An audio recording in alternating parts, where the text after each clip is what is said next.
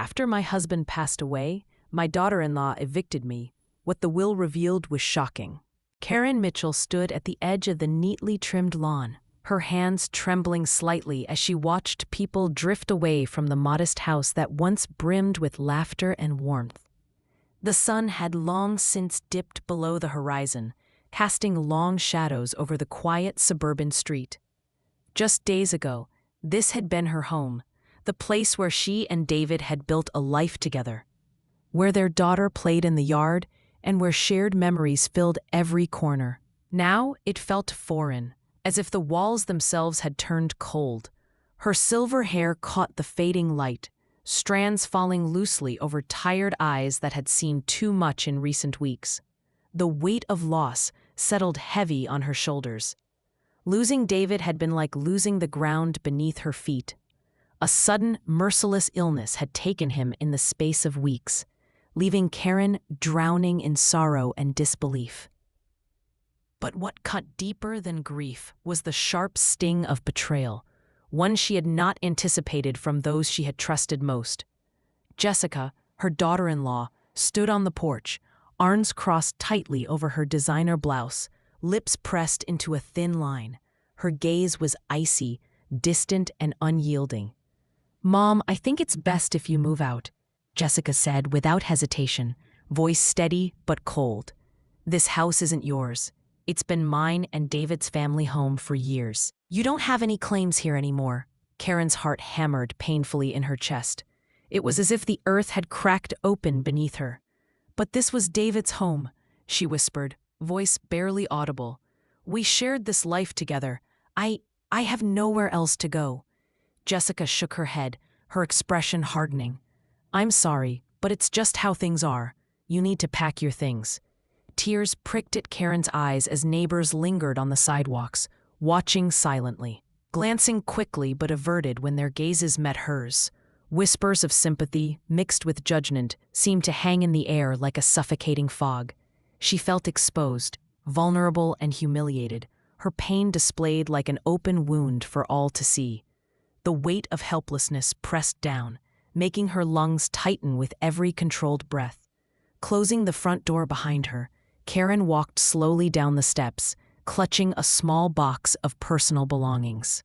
Her mind spiraled through memories of happier times, David's warm smile at breakfast, the sound of their daughter's laughter echoing through the halls, cozy evenings by the fire. And now, cold silence. Each step she took away from that house felt like losing a piece of herself. The world she knew was shifting under her feet, and the future seemed uncertain and dark. In the distance, the faint hum of parked cars and muted conversations carried the disapproval she tried to ignore, but couldn't escape. She paused at the end of the driveway, eyes scanning the horizon as dusk turned to night. Determination flickered weakly inside her heart, unspoken but persistent. Karen knew that beneath the weight of this injustice, something had to change.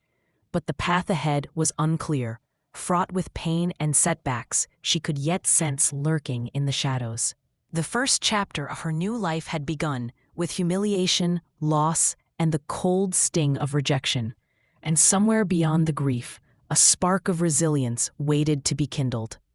In the days that followed, Karen's world seemed to shrink to the size of a worn suitcase and the fragile shelter of a friend's spare room.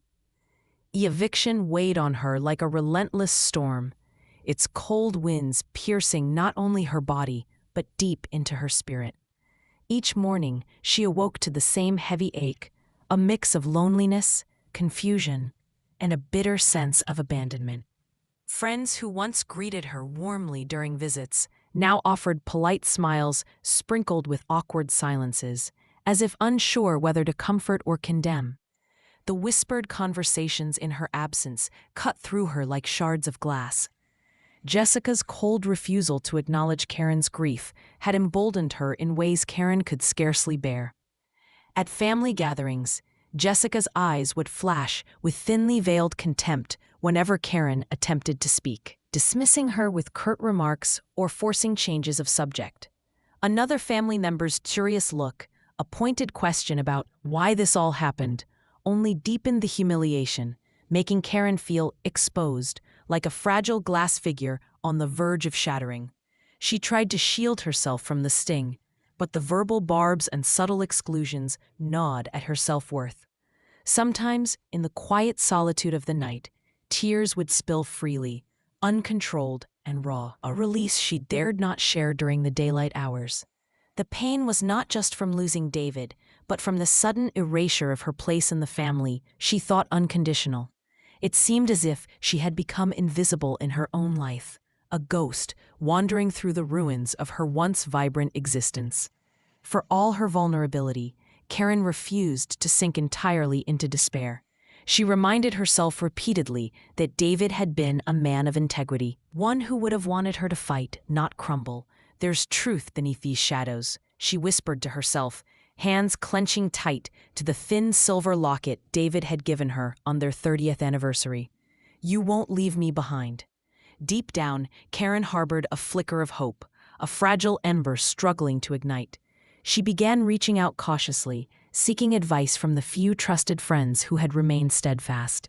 Someone mentioned an attorney David had consulted years before, a woman known for her discretion and keen insight into family affairs. It was the first glimmer of a possible lifeline. Perhaps legal avenues existed that could challenge Jessica's harsh decree. One afternoon, when the afternoon light filtered softly through the lace curtains in her friend Margaret's living room, Karen dialed the number, her voice trembling but resolute. The lawyer's calm reassurances were a balm to her frayed nerves. "Let me look into David's will," the attorney promised. "There may be protections you're entitled to, something Jessica might be keeping from you." That promise stirred a flicker of courage in Karen. She thought of all the quiet moments shared with David, the years of careful planning, conversations about their future, subtle hints that had never fully registered until now. What if this was the key? The hidden truth that could turn the tide. Karen's eyes filled with tears again, but this time they were tempered with determination, not just sorrow. The road ahead was uncertain and fraught with challenges that would test her resilience, but this moment marked a quiet turning point. If you faced a bitter betrayal or unjust judgment, remember, sometimes the most painful experiences lead to the strongest comebacks. And with that unspoken call to hope, Karen braced herself for what was to come, ready, finally, to fight for the life she deserved. In the weeks that followed her conversation with the lawyer, Karen found herself walking a tightrope between despair and cautious hope. The waiting was agonizing, each day dragging slowly, filled with anxious anticipation. The legal process felt like a maze with no clear exit, and Karen stumbled through it with a fragile sense of determination that was tested constantly by small setbacks. At times, the weight of loneliness pressed down more heavily than grief itself. She tried to engage in regular activities, light housework at her friend Margaret's, quiet walks in the park, even volunteering at the local community center. But the joy that once accompanied these moments seemed dimmed, as if clouded by the uncertainty looming over her future.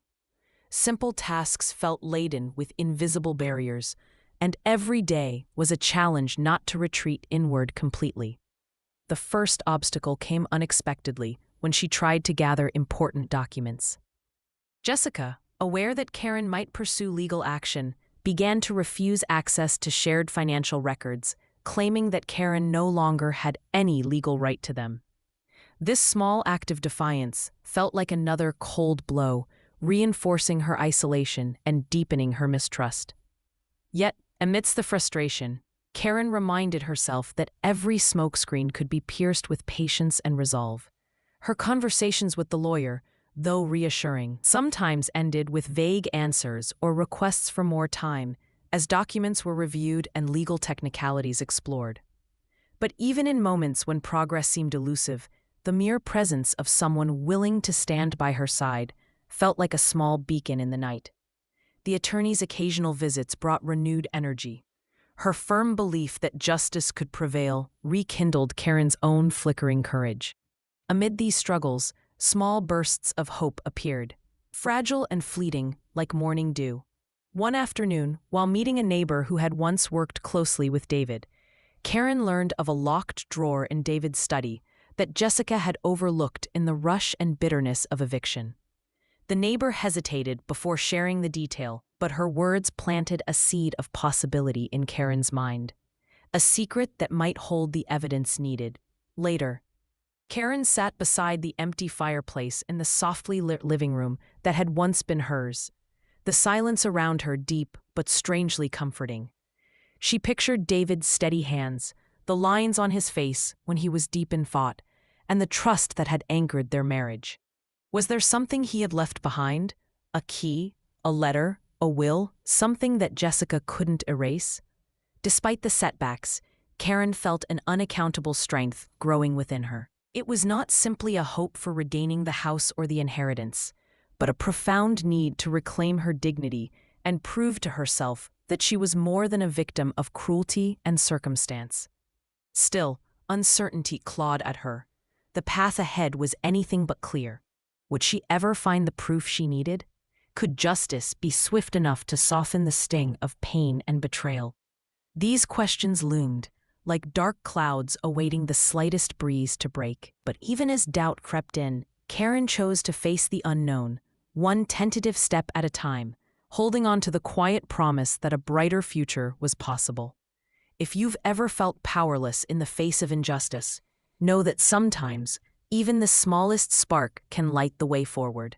Days turned into restless nights, and Karen found herself sinking deeper into the abyss of despair. The eviction had not only stripped her of her home, but seemed to shatter the very foundation of her identity. Every attempt to regain what was rightfully hers was met with relentless roadblocks. The legal hurdles grew more tangled. Jessica's counsel appeared sharp and unyielding, twisting facts and spreading rumors that painted Karen as a burdensome presence clinging to the past. Instead of support, Karen found herself isolated, her reputation slowly being tarnished within the tight-knit community. One afternoon, as the lawyer sat beside her in the small, dim living room of Margaret's house, a stack of newly uncovered documents lay scattered between them. Among them, Karen found a letter, one she hadn't seen before. It was unsigned, its edges yellowed, a thin thread of hope woven into the brittle paper. The letter hinted at a secret clause in David's will that could guarantee Karen's legal right to the family home, directly contradicting Jessica's claims. But without the actual will, the letter was little more than a whisper in the wind. As days dragged on, Jessica intensified her campaign. Invitations to family events were withdrawn without explanation. Phone calls went unreturned. Neighborly visits ceased altogether, placed by cold stares and avoided eye contact. Rumors began to spread, insinuating that Karen was desperate and unstable, feeding an undercurrent of public judgment that poured salt into open wounds. The humiliation was public and raw. Karen found herself at her lowest point, a woman crushed beneath the weight of loss and disrespect. One evening, the reality struck with such sudden force that she collapsed into tears. The house she helped nurture was now a symbol of exclusion. She felt cornered, vulnerable, and utterly alone. Yet, among the darkness, a faint flicker of resolve stirred deep inside her. She realized that this moment, the darkest of her life, was also the crucible that would force her to confront not just Jessica's treachery, but her own doubts. Giving up was no longer an option. If she dared, the memory of David and the life they had built together would seemingly vanish without fight or song. From that point, Karen vowed to rise, no matter the cost. To reclaim her dignity, she needed to see the battle through, regardless of how deep the humiliation or how treacherous the path. She began writing daily notes, documenting every interaction, every injustice. Each scratch of pen to paper was an act of defiance and a step toward reclaiming power that had been stolen from her. When the lawyer called with news of a potential breakthrough, the discovery of a hidden safe in David's old study, untouched by Jessica's chaos, Karen felt a cautious surge of hope. The safe could hold the key to everything, the elusive will, the truth of David's wishes, and an answer to her plea for justice. Karen's body was weary, but her spirit started to realign. If she could secure that safe's contents, the upward battle might finally begin. But the fear remained. What if the contents had been destroyed, or tampered with. What if it wasn't enough? In the cold silence that surrounded her, Karen looked out into the night, the stars flickering faintly above. The path ahead was bitter and uncertain, but the faintest glimmer of hope had found her once more. If life has ever knocked you down completely, remember that sometimes the hardest moments are the ones that prepare you for the strongest comeback. For those seeking strength in dark times, keep holding on. The dawn can arise when you least expect it. After the darkest night arrives the faintest glow. Following that shattering day where everything seemed to crumble beneath Isla's feet, a fragile spark of clarity began to flicker within her. She had hit the very bottom, humiliated in front of her entire team, judged unfairly by people she once trusted, and wrapped in a cloud of doubt that seemed impenetrable. Yet within that painful abyss, a subtle realization started to take root. She was not defined by their opinions or whispers in the hallways. Isla's apartment, usually a cluttered mess of neglected hope, suddenly felt different that evening as she sat by the window, gazing at the city lights trembling in the distance. The silence pressed on her chest, no longer suffocating, but strangely soothing. Memories of past conversations surfaced, the rare ones where true kindness broke through the noise of gossip. Among those memories was a small act she barely registered then. A colleague named Mira, who had quietly stayed after a meeting, quietly whispering, "I may not agree with them, but I believe in you." Something about that moment made Isla realize she was not utterly alone. The next day, waking with hesitance but a heart narrowing its focus, she reached out to Mira hesitantly through an email. To her surprise, Mira responded promptly, inviting her for coffee. That meeting became a lifeline. Mira listened attentively as Isla unfurled the tangled knots of her hurt and humiliation. She didn't offer empty platitudes or dismiss the pain. Instead, she shared her own story of professional betrayal and renewal. The lowest points teach us who's willing to stand by us and, more important, who we are beneath it all, Mira said softly. Isla found herself reflecting deeply on those words in the coming days. She revisited old journals, pages filled with dreams and hopes, scribbled doubts and moments of joy from years past. There was a timeline unfolding, not just of failure, but of quiet persistence. Though the mistrust outside her door still buzzed like static, inside her own mind, cracks began forming in the cage of shame. Meanwhile, subtle signs emerged that hinted at cracks in the facade of her adversaries. Office whispers carried rumors of mismanagement and overreach by her harshest critics, and some peers quietly expressed regret for joining the chorus without hearing Isla's side. It wasn't much, but like scattered seeds in winter, it sparked a fledgling sense of hope. Taking tentative steps, Isla enrolled in a leadership workshop recommended by Mira, a small rebellion against the narrative imposed upon her. She struggled to hold her head high during sessions, but with each challenge, the fragments of her confidence mended alongside the support of new faces who valued integrity and resilience. Still, the weight of past humiliation loomed. But now, with Mira's words etched in her heart and her own quiet steps forward, Isla realized the forthcoming battle was not just with those who doubted her, but with the whispering voice inside her that threatened to keep her down. In these moments of reflection and guarded optimism, a slow transformation began. The hurting woman could shape herself into a leader, not despite her scars, but because of them. The forthcoming events felt poised on a knife's edge. Either the past would continue to chain her, or a new chapter would unfold, richer and stronger. If you've ever felt crushed under unfair judgment, remember Isla's start to rising again. No matter how deep the shadow, there's a moment when light finds a way in, guiding you toward your true strength. Sometimes, help arrives quietly, in a simple gesture of belief. Stick around and let's see where this journey leads next. The turning point came quietly, almost imperceptibly at first, but its impact would soon ripple through everyone's lives. It began with an unexpected email sent to Isla's inbox late one evening. A detailed, anonymous report exposing the very individuals who had orchestrated her public humiliation. The message included documents, emails, and meeting notes, revealing manipulation, favoritism, and attempts to sabotage her career. At first, Isla stared at the screen in disbelief. Could this be real? Was someone truly on her side in a way she hadn't imagined? With trembling hands, she forwarded the evidence to the company's ethics committee. The next days were a storm of tense meetings, hushed discussions, and shifting alliances. The harshest critics, once so confident in their judgments, grew visibly uncomfortable. Rumors about their misconduct spread quietly, and the office atmosphere thickened with uncertainty. Isla's colleagues, who had once avoided eye contact or whispered behind her back, now regarded her differently. Some approached with tentative apologies, others with cautious curiosity. Mira stood steadfastly by her side, a quiet pillar of support and encouragement. "You never lost your truth," Mira said, the warmth in her gaze more reassuring than any spoken comfort.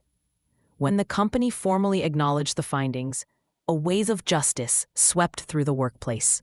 The perpetrators were reprimanded or let go, but what mattered most was the message this sent. Integrity could not be buried beneath gossip and deceit. Isla's name was cleared, and her reputation began to rebuild itself from the ground up. But the victory wasn't just external. Inside, Isla felt a profound shift. The humiliation that once burned was now tempered into a quiet strength, proof that she could endure ruin and still emerge standing. Her voice, once silenced by shame, now carried the weight of experience and resilience. One afternoon, in a company-wide meeting where the new leadership policies were announced, Isla was invited to speak. The room filled with people who had once watched her with skepticism, now listened intently as she shared her journey, not just the pain, but the lessons learned. Her words were candid, laced with humility and hope. Adversity isn't the end of the story. It's the canvas where we paint our true colors. Meanwhile, the antagonist's faces, once smug and unshakable, reflected shock and defeat. Their attempts to diminish Isla had backfired spectacularly, exposing their flaws instead of hers. The balance of power shifted, and Isla's courage became a beacon for others who felt marginalized or silenced. The office transformed into a more open, respectful environment.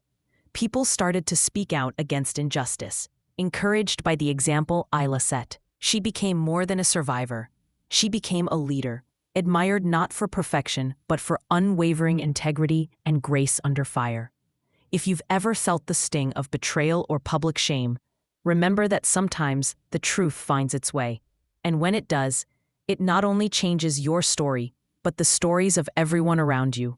Keep believing in your worth, even when the world doubts it, because that belief can turn everything around. Thank you for walking this difficult path with Isla so far. There's more to come. The days that followed were unlike anything Isla had ever imagined. The weight of truth now resting in her hands brought with it both relief and a newfound responsibility.